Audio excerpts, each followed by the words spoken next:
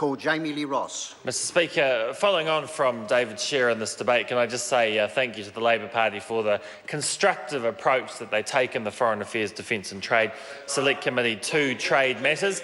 And as Minister Guy just pointed out, I'm looking forward to a similar constructive approach through Trans-Pacific Partnership once it is finalised and implemented by our Minister Tim Grosser. Once it comes to the committee, I'm looking forward to a similar constructive approach taken by the Labour Party.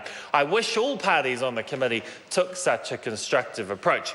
Sadly, it's not the case. Mr Speaker, as has been pointed out in this debate, this agreement is very good for New Zealand, our sixth largest export market, with about $4 billion worth of exports going to Korea. Having a free trade agreement is good for New Zealand. Immediately in the first year, we see a $65 million benefit for New Zealanders that are exporting to Korea, and $229 million in tariffs right now is paid by New Zealanders exporting. Seeing those reduced over time is very good. I just want to make a point to the House. It's quite ironic because many of the people out there at the moment that are opposed to free trade agreements like to say the Parliament, the People's House, never gets to consider these free trade agreements. They're signed in secret by those evil governments. Well, Mr Speaker, I think this is the second or third debate we've had in this Parliament now on this free trade agreement. This House does consider free trade agreements. There is a thorough select committee process that they go through in the Foreign Affairs Committee. And for the government, for the Parliament, for New Zealand to implement any decisions taken in a free trade agreement, we have to have enabling legislation. And this is what we are debating right now and will be voting on in a few minutes' time. So, Mr Speaker, New Zealanders, through their representatives in the Parliament, do get a say on these issues. They do get debated thoroughly, they do get examined thoroughly, and they should not be afraid of that. They also shouldn't be afraid of investor-state dispute settlement mechanisms, one of which those mechanisms is in this agreement. As Mr Shearer pointed out, we require it, as do our trading partners that have these free trade agreements. We require it because it actually protects New Zealanders. It protects New Zealanders so they can have confidence when they are investing into foreign markets. And Mr Speaker, we also shouldn't be afraid of the potential implications of these agreements because, one, New Zealand's never been challenged before.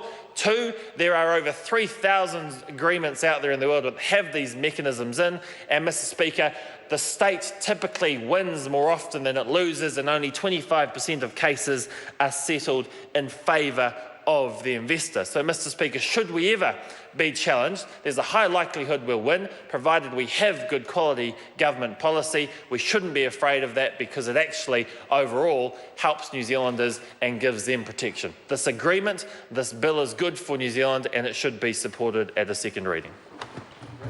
Members, this debate is concluded. The question is that the motion be agreed to. Those of that opinion will say aye. Aye. To the contrary, no.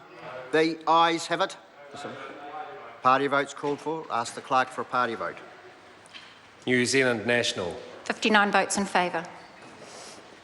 New Zealand Labour. 32 votes in favour. Green Party. 12 votes opposed. New Zealand First. 12 opposed. Māori Party. 2 votes in favour. Act New Zealand. 1 vote in favour. United Future. 1 vote in favour. Any other votes?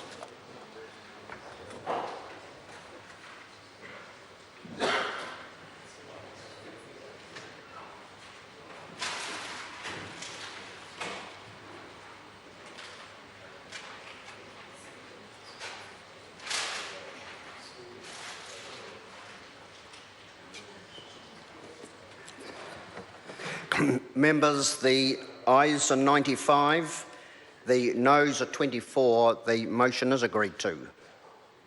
Tariff, Free Trade Agreement between New Zealand and the Republic of Korea, Amendment Bill, second reading. This bill is set down for committee stage next sitting day.